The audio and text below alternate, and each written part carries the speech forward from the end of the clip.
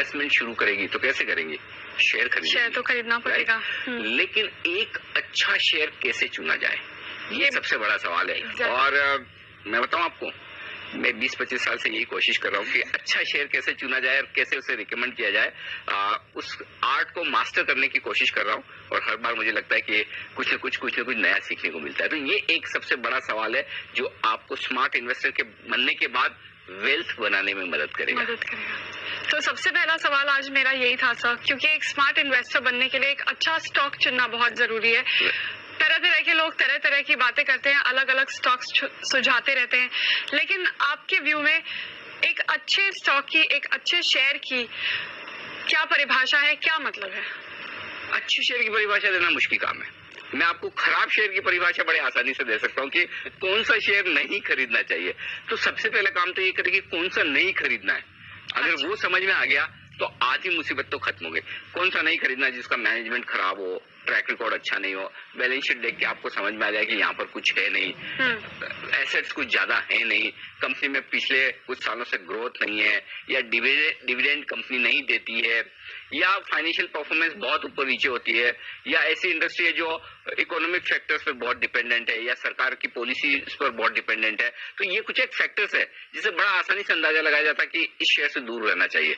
तो अगर ये फैक्टर्स किसी कंपनी में नहीं दिख रहे हैं तो फिर आपको ये भी अंदाजा लगाया जाता है कि ये कंपनी देखने लायक है, निवेश करने लायक हो सकती है नहीं हो सकती है। तो पहले ये डिसाइड कर लें कि किन शेयरों से दूर रहना है। तो पहले दूर रहने के पैरामीटर्स लगाएं, वो फॉर्मूला लगाएं। अगर स्टॉक आपका उस कैटेगरी में आ गया तो हटा दीजिए। अगर स्टॉक उस कैटेगरी में नहीं आता है, बचता है, तो फिर उसके बाद आपको देखना है कि आपकी इन्वेस्टमेंट स्टाइल क्या है। क्योंकि देखिए, हर एक फंड मैनेजर की, हर एक इन्वेस्टर की इन्वेस्टमेंट स्टाइल अलग अलग होती है। तो अगर आपको लगता है कि ये स्टॉक हटाने लायक नहीं है, रखने लायक है, देखने लायक है, खरीदने लायक है, तो फिर आप अपनी इन्वेस्टमेंट स्टाइल के बेसिस पर आगे बढ़ें। सर, आपने इन्वेस्टमेंट स्टाइल तो बता दिया, लेकिन जब भी हम लोग इंटरनेट पे पढ़ते हैं इसके बारे में तो ये काफी टेक्निकल होता है। राइट। तो एग्जैक्टली ये होता क्या है? देखिए, इन्वेस्टमेंट स्टाइल दो तरह की होती है। एक होती है वैल्यू इन्वेस्टिंग और दूसरा होती है ग्रोथ इन्वेस्टिंग।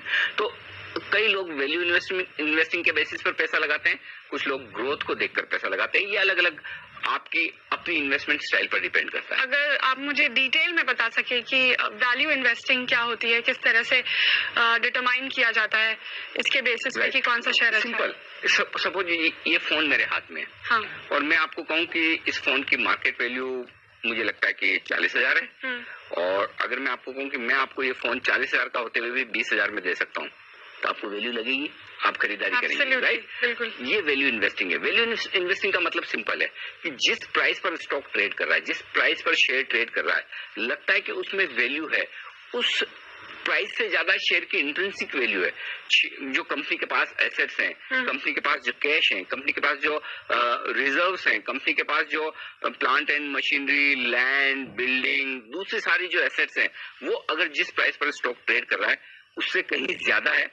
या फिर यूं समझे कि कोई सीमेंट कंपनी है, ठीक है, अगर आज आप नया सीमेंट प्लांट लगाना चाहें तो आपको सीमेंट उसी साइज का, उसी कैपेसिटी का सीमेंट प्लांट लगाने के लिए कितना खर्चा करना होगा, और क्या उसके सामने ये सीमेंट प्लांट या ये कंपनी क्या सस्ते में मिल रही है? Okay, right. तो ये जो डिफरेंस है, अगर आपको लगता है कि अरे आज मैं यही सीमेंट प्लांट लगाने जाऊं 5,000 करोड़ रुपए लगेंगे, लेकिन इस कंपनी का मार्केट कैपिटलाइजेशन मुश्किल से 3,000-2,000 करोड़ है, तो फिर आपको वैल्यू नजर आएगी। और इस तरह की इन्वेस्टमेंट स्टाइल को वैल्यू इन्वेस्टिंग कहते हैं। वैल्यू इन्वेस्टिंग क्या है? सिंपल, जो प्राइस होनी चाहिए मार्केट में उससे कम पर स्टॉक ट्रेड करा है। उसके अलग अलग रीजंस हो सकते हैं कि मार्केट में वो वैल्यू इन्वेस्टिंग या फिर वैल्यू कम क्यों है, उसके रीजंस हैं। क्योंकि कई बार क्या होता है, क्योंकि देखिए वैल्यू, वो हम कई बात कहते हैं ना कि वैल्यू अनलॉक होगी, लेकिन वो वैल्यू अनलॉक कब होगी वो पता नहीं। जो वैल्यू है स्टॉक में दिख रही है। कई बार ऐसा होता है कि स्टॉक में सपोज बैलेंस शीट में कैश है 100 रुपए प्रति शेयर और स्टॉक ट्रेड कर रहा है 80 रुपए पर। अरे कैश से कम कैसे ट्रेड कर सकता है? बड़ा सिंपल सा लॉजिक है ना। लेकिन होता है क्योंकि आपको ये पता नहीं कि ये कैश शेयर होल्डर को कब मिलने वाला है, या इस कैश का किस तरह से इन्वेस्टमेंट आगे मैनेजमेंट करेगा।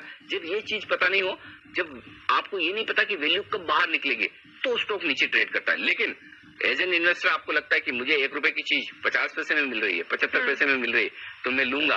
कभी न कभी तो मार्केट रियलाइज करेगा भाई ये वैल्यू 1 रुपए की है और फिर शेयर का दाम बढ़ेगा। तो ये वैल्यू इन्वेस्टिंग है। तो क्या आप ये कह रहे हैं कि महंगे स्टॉक्स को छोड़ के मुझे सस्ते स्टॉक्स लेने चाहिए और ढेर सारे ऐसे सस्ते स्टॉक्स खरीद लेने चाहिए? उसके पहले आपको एक दूसरी स्टाइल जो है इन्वेस्टमेंट की, वो है ग्रोथ स्टाइल। वो समझना जरूरी है। Okay. वैल्यू और ग्रोथ में क्या फर्क है? वैल्यू इन्वेस्टिंग में तो आपको समझ में आ गया कि जो प्राइस पर स्टॉक ट्रेड कर रहा है उससे कम पर मिल रहा है, खरीद लो। लेकिन ग्रोथ वाली जो स्टोरी है ना, वो थोड़ी अलग है। कैसे? कोई भी स्टॉक आपको लगता है कि साल दर साल, तिमाही दर तिमाही अच्छी ग्रोथ दिखाएगा, तब आप उसे खरीदते हैं। फर्ज करें कि एफएमसीजी कंपनियां, फर्ज करें आईटी कंपनियां, जहां पर ग्रोथ है। अब दिक्कत क्या है? वैल्यू इन्वेस्टिंग में शेयर बड़ा सस्ता दिखता है और ग्रोथ इन्वेस्टिंग में आपको शेयर बड़ा महंगा दिखता है, क्योंकि उसके पी मल्टीपल 20, 25, 30, 40, जैसे पिज्जा बनाने वाली कंपनी है जुबिलेंट फूड, 60, 70, 80 के पी मल्टीपल पर ट्रेड करती है। अब आपको लगेगा कि अरे इतनी ज्यादा वैल्यूएशन, लेकिन होता क्या है कि जो पी मल्टीपल भी समझा दीजिए, क्योंकि ये भी काफी एक टेक्निकल टर्म है जो हम सुनते रहते हैं, लेकिन इसके बारे में ज्यादा इन्फॉर्मेशन नहीं होती लोग। बिल्कुल। तो P, price to earning, price मतलब शेयर मार्केट में जो उस स्टॉक की प्राइस चल रही है, और ई मतलब अर्निंग, मतलब उसकी ईपीएस। अगर आप शेयर की प्राइस को ईपीएस से डिवाइड करें तो वो जो मल्टीपल आएगा या जो रेशियो आएगा उसे पी मल्टीपल कहते हैं।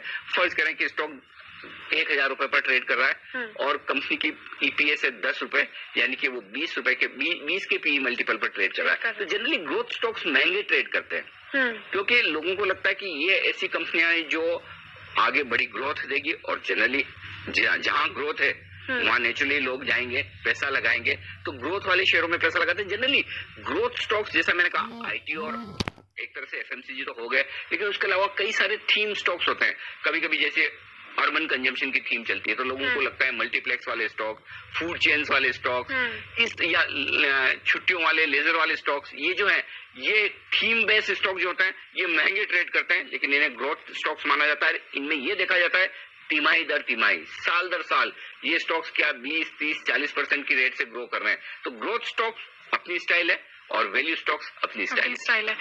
तो लेकिन अगर मैं फर्स्ट टाइम पैसा लगाने जा रही हूँ किसी शेयर में, तो मैं इन दोनों में से कौन सी स्टाइल चुनूं? ये बड़ा मुश्किल सवाल है। एक्चुअली ये प्रज्ञा इस बात पर डिपेंड करता है कि आपका इन्वेस्टमेंट स्टाइल कौन सा आपको सूट करता है। अगर मैं मारवाड़ी हूँ और मुझे कोई कहे कि 1 रुपए की चीज 50 पैसे में मिल रही है, तो मुझे वो ज्यादा सूट करता है कि वैल्यू इन्वेस्टिंग है। वैल्यू है भाई, मैं उसे होल्ड करके रखूंगा, कभी तो वैल्यू रियलाइज होगी।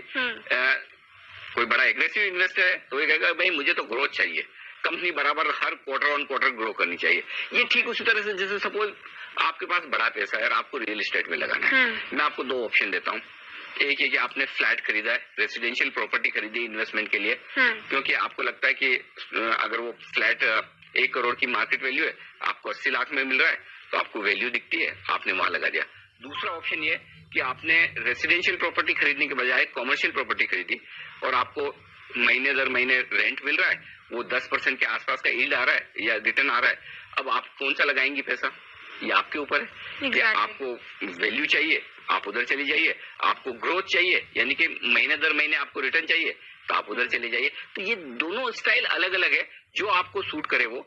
एग्रेसिव इन्वेस्टर्स जो मार्केट में हर रोज ट्रेड करते हैं, मार्केट को क्लोजली फॉलो करते हैं, ट्रैक करते हैं, उनके लिए ग्रोथ स्टाइल ज्यादा सूट करती है। जो थोड़े से पैसिव इन्वेस्टर हैं उनके लिए वैल्यू स्टाइल ज्यादा सूट करती है। और मैं आपको बता दूं कि अगर आप ये स्टॉक खुद नहीं चुन पाए तो फिर ऐसे में कई सारे फंड्स ऐसे हैं जो ग्रोथ इन्वेस्टिंग करते हैं, कई सारे फंड ऐसे हैं जो वैल्यू इन्वेस्टिंग करते हैं। आप उन फंड्स के पोर्टफोलियो देख सकते हैं, उन फंड्स में भी पैसा लगा सकते हैं, या उन फंड्स में जो स्टॉक है उन्हें आप एनालाइज करने की कोशिश करें। रेडीमेड आप उन्हें देख लीजिए और फिर उनमें से आपको जो समझ में आए वो कर सकते हैं।